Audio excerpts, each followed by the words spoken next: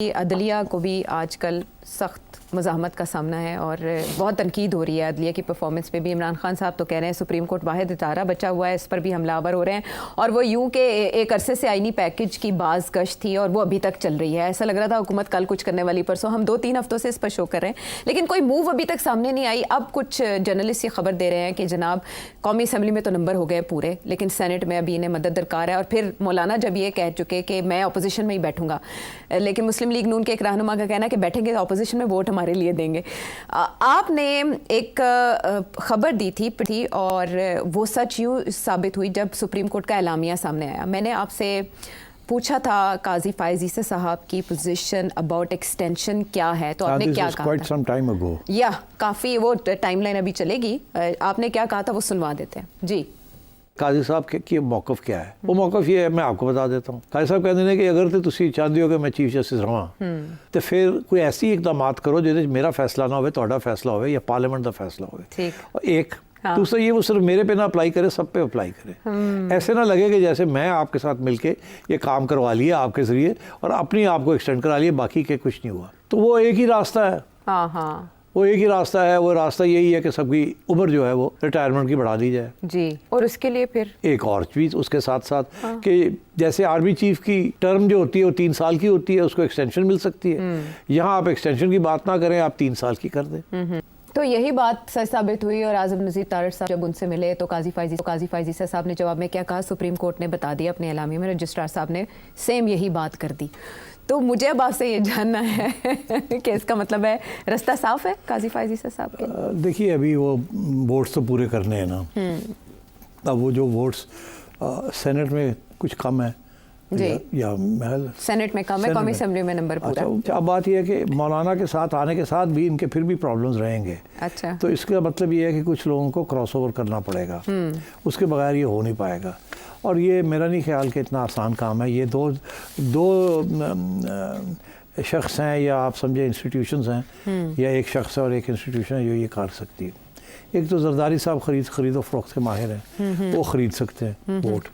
ये नून लीग वालों के बस की बात नहीं है। अच्छा, जरदारी साहब खर्चा भी बड़ा करते हैं और कमाते भी बड़ा ये नून लीग वाले जो है इनसे खर्चे नहीं होते। अच्छा, बाकी ये है कि और दूसरा एस्टैब्लिशमेंट है उनके पास और बड़े रास्ते होते हैं समझाने के लिए। अच्छा, आप जैसे कहते हैं ना हाथ रखने के लिए। तो वो मेरा ख्याल है अभी कोशिश जारी है, इसीलिए अभी कोई पक्की बात नहीं हो पा रही है। अभी भी वो पूरा स्टिचअप नहीं हुआ। अच्छा, तैयार कर लिया पैकेज उन्होंने, जिसके 4-5 पहलू हैं, जिसके बारे में स्पेकुलेशन हो रही है। एक तो यही कि जी कि किसी तरीके के साथ काजी साहब रह जाएं और बाकी जो जस्टिस हैं उनको भी कुछ ना कुछ मिल जाए ताकि कोई ऑपोजिशन सुप्रीम कोर्ट से ना हो। इसीलिए काजी साहब हर वक्त कहते हैं कि मंसूर शाह को भी साथ ले लिया जाए, उनको भी बिठा लिया जाए, उनसे भी मशावरत कर ली जाए, because he is next in line. So इस किस्म की बातें हो रही हैं। दूसरी चीज़ ये है कि जुडिशल कमीशन जो है और पार्लियामेंट्री कमेटी जो है उनको भी मर्ज कर दिया जाए ताकि गवर्नमेंट का ज़्यादा रोल हो जाए in managing the supreme court. तीसरी ये चीज़ है कि जी ये जो जजेस की तब्दीली करना, ट्रांसफ़र करना, ये करना वो करना, इसमें भी गवर्नमेंट का कोई हाथ नहीं है सिवाय चीफ जस्टिस के रेलेवेंट कोर्ट्स के। तो उधर भी सोच रहे हैं कि वहाँ भी कुछ थोड़ी बहुत गवर्नमेंट के भी कुछ दखल हो जाए। अच्छा, देखिए दुनिया में ये है ऐसे, कहीं भी अदलिया ऐसे आज़ाद नहीं होती जैसे अब यहाँ है। और हमेशा एग्जीक्यूटिव का रोल होता है। ये कॉलोनियल टाइम से इंडिया पाकिस्तान में भी था, इंडिया में अभी भी एग्जीक्यूटिव का हाथ है इन दी अपॉइंटमेंट ऑफ जजेस।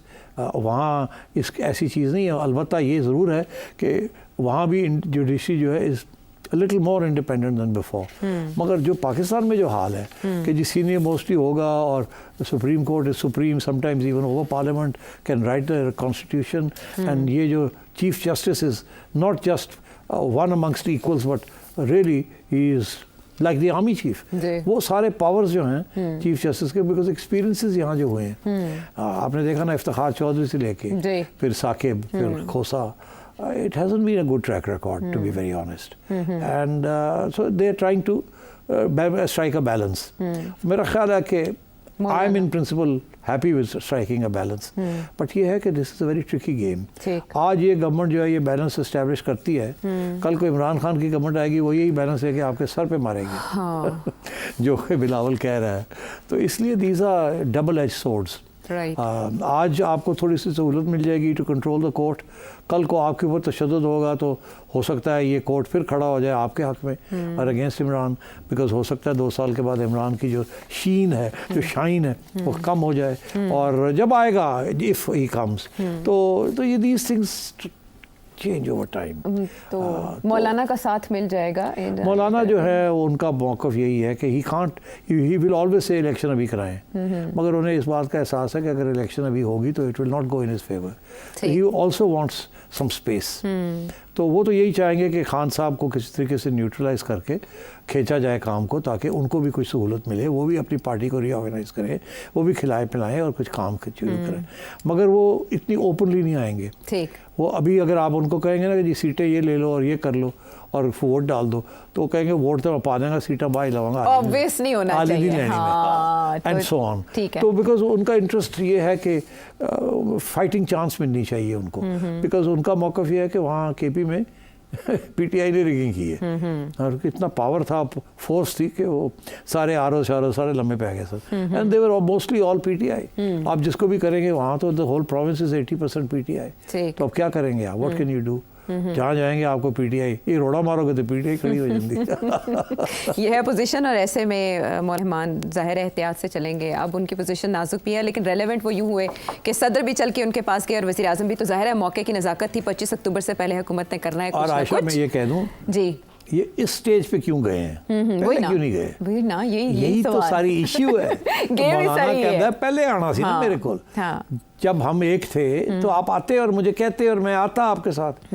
आप तो उस वक्त घास नहीं डाला आपने, now you are coming to me. तो अब इतनी आसानी से तो मैं नहीं, हाँ फौरन तो नहीं कहा जाएगा ना, दाद तो दिखानी होगी कुछ, जाहिर है अगर आपने पहले वक्त ज़ाया किया तो अब मौलाना का भी नखरे दिखाना बनता है। लेकिन एक तरफ वो 19वीं आईनी तरमीम की मजम्मत भी कर रहे हैं, वो ये कह रहे हैं कि ब्लैकमेल किया गया पार्लियामेंट को इसके लिए, तो इसे अंडू किया जाना चाहिए। तो मौलाना की बातों में है बहुत से इशारे और मंजरनामा होगा वाज़ेह सितंबर अक्टूबर में। हुकूमत समझ रही है कि कुछ एंड पे बहुत अच्छी खबरें मिल रही हैं, जैसे हमने सिंगल डिजिट में देखा महंगाई का आना, फिर अब जो शरह सूद है वो भी मजीद कम कर दी गई है 200 बेसिस पॉइंट्स। मीनवाइल हम देख रहे हैं जो इस्लामाबाद में बिजली सार्फिन के लिए सब्सिडी दी गई थी, हुकूमत पंजाब ने उस पर ले लिया यू टर्न, 14 रुपये रिलीफ का, जो अगस्त और सितंबर के लिए था, और इसमें बचत भी होगी हुकूमत पंजाब को।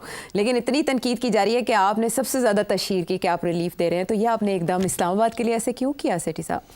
वो देखिए जी, शोर तो पड़ा था पहले, सिंध वालों ने शोर डाल दिया था कि आपने हमें मुश्किल में डाल दिया जी, आपने ये करके अब हमारे पे प्रेशर है कि हम करें। और फिर गवर्नमेंट की तरफ से भी आया था कि हर प्रोविंशियल गवर्नमेंट चाहे तो कर ले, शहबाज शरीफ साहब ने कहा था तो आप कर ले जी। मगर फिर ये तो उसके साथ कुछ थोड़ी बदमज़गी हो गई आपस में, कि हमें पूछे बगैर आपने ये कर दिया है, आप वन अपमैनशिप करना चाह रहे हैं, वोट कैचिंग गिमिक है, ये है वो है।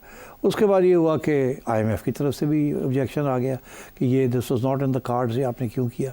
उसका जवाब तो उन्होंने दे दिया कि हमने ओवरऑल फिस्कल डिफिसिट को हमने नहीं फ़र्क पड़ने दिया, हम कहीं और से काट के दे रहे हैं, ये कर रहे हैं, वो कर रहे हैं, आप फिक्र क्यों करते हैं।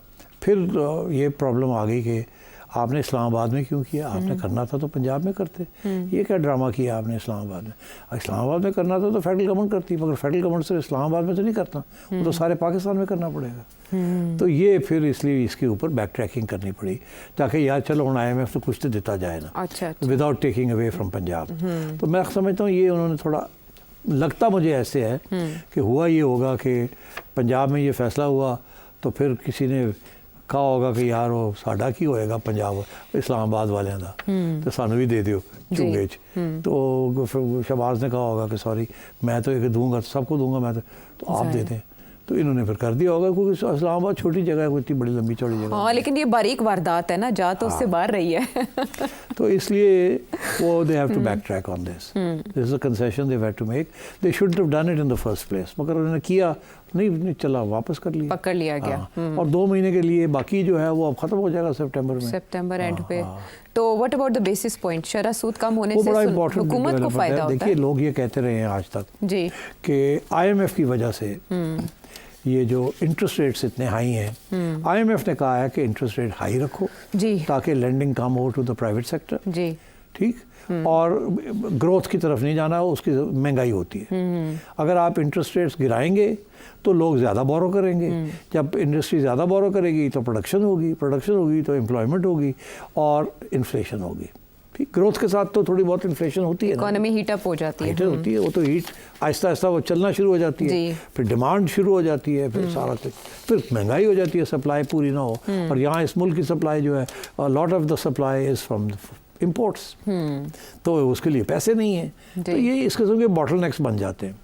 तो इसलिए उन्होंने IMF ये कहती थी कि आपने जो कुछ करना है इन्फ्लेशन को रिड्यूस करें और सब्सिडीज़ को ख़त्म करें और अपनी गवर्नमेंट को ठीक, ये उन्होंने नहीं कहा था कि आप इंटरेस्ट रेट्स इसी लेवल पे रखें। अच्छा। उन्होंने ये कहा था कि ग्रोथ की तरफ मत जाएं, मॉनेटरी पॉलिसी अकॉर्डिंगली बनाएं।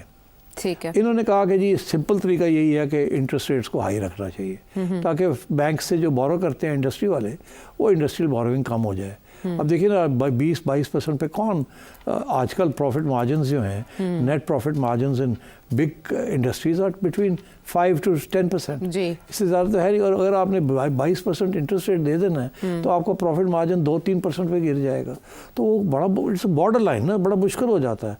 तो इसलिए अब इन्होंने ये देखा कि इन्फ्लेशन तो कंट्रोल हो गई है, इन्फ्लेशन 40 से आई, गिरती 20 गिरती अब 9-10% पे आ गई है।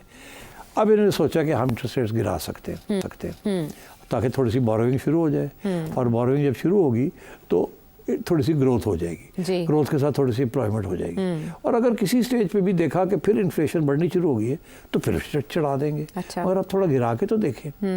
यहाँ 2 पॉइंट्स ऑफ व्यू है। एक पॉइंट ऑफ व्यू आयशा ये है कि ये बहुत आपने थोड़ा थोड़ा करके जो गिरा रहे हैं इससे फ़र्क नहीं पड़ता, जो जिन्होंने बोरोइंग करनी है वो नहीं इम्प्रेस होते इसके साथ। अच्छा। आप ठक करके करें, 20 से 15 पे ले आए, फिर देखें आप बोरोइंग शुरू हो जाएगी, लोग अपने प्लानिंग करनी शुरू कर देंगे। अभी तो लोग ट्रस्ट नहीं करते आपको, आपने पहले आधा पॉइंट गिराया, फिर 1 गिराया, अब आपने 2 गिरा दिए, अब आप अभी भी 18 पे पहुंचे हुए हैं, 17.18 पॉइंट समथिंग। अब इसके साथ भी कोई ग्रोथ की तरफ नहीं जाएगा। अच्छा। जो लोग 20 दे रहे थे वो 18 भी देंगे, और जो 18 नहीं 20 नहीं दे सकते थे वो 18 भी नहीं दे सकते। मोहतात ही रहेगा रुझान। तो इसलिए this is neither here nor there. Okay. मगर क्योंकि स्टेट बैंक बड़ा कंजर्वेटिव इंस्टीट्यूशन है, वो डरता है कि हमने ज़्यादा कर दिया तो उल्टा ही ना हमारे गले पड़ जाए, फिर इन्फ्लेशन आ जाए तो स्टेट बैंक गवर्नर दी ना छुट्टी हो जाए। लोग अपना भी सोचते हैं ना कि मैं ऐसी कोई रिस्क ना लूँ, ये नहीं सोचते कि brave bold decisions are needed. But the governor state bank बड़ा कॉम्पिटेंट आदमी है। हाँ। तो मगर कॉम्पिटेंस मीन्स कॉशन। हाँ। तो मेरा ख्याल है that's the way they are going. हो सकता है कि 2 महीने के बाद फिर 1-2 पॉइंट्स गिर जाए, ठीक है। मगर I think this is the slow and study approach is what they have adopted as a policy strategy. ठीक है। तो ये सिचुएशन है। बाकी IMF का क्या सिचुएशन है? हो जाएगा डील, बिल्कुल हो जाएगा, 100% होगा। अच्छा। 1-2 कंडीशंस थी वो पूरी होने जा रही हैं। एक तो ये था कि जो बाकी लोगों ने, बैरूनी मुल्कों ने आपको वादा किया हुआ डेट रीशेड्यूलिंग का या डिपॉजिट्स का, वो प्रूव करें कि वो है, अदरवाइज हमारा प्रोग्राम नहीं चलता। नहीं तो अगर वो नहीं आ रहा तो फिर हम और टाइट करेंगे। तो अगर आपने इसी को चलाना है तो वो दिखाएं तो फिर हम ओके करते हैं। इसीलिए अभी तक ये हुआ नहीं था, और इसलिए IMF ने अपने मीटिंग पोस्टपोन कर दी। तो अब अच्छी खबर यही आ रही है कि कुछ मुल्कों ने ग्रीन सिग्नल दे दिया कि मिल रहा है आपको जी। मगर सबसे इम्पोर्टेंट डेवलपमेंट ये हुई है कि ऑयल की कीमत गिर रही है, 30% गिर चुकी है, फ्रॉम $190 अ बैरल टू 70-71, जिसके साथ आपको बहुत बड़ी रिलीफ मिली है in your balance of payments. और तो ये सारी चीज़ें आ रही हैं। मेरा ख्याल है इकॉनमी जो है इस वक्त वो चलने को तैयार बैठी है। ठीक है।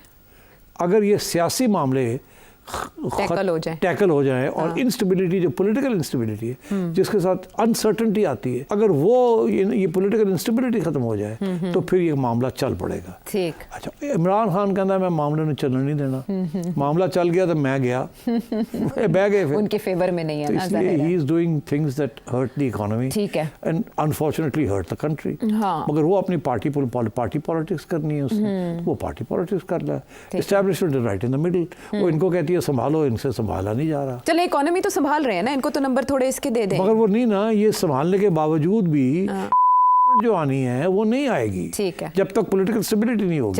IMF ने तो दे देना आपको, उन्होंने कहा था बाकी पैसे ले आए, ये हम दे देंगे। उनकी ये भी कंडीशन है ना, पॉलिटिकल स्टेबिलिटी लाओ, लेकर आओ। चलें शहबाज हुकूमत के लिए एक दफा पैसा पहला ट्रांच आ जाएगा, पॉलिटिकल स्टेबिलिटी ना आई तो अगला ट्रांच रुक जाएगा।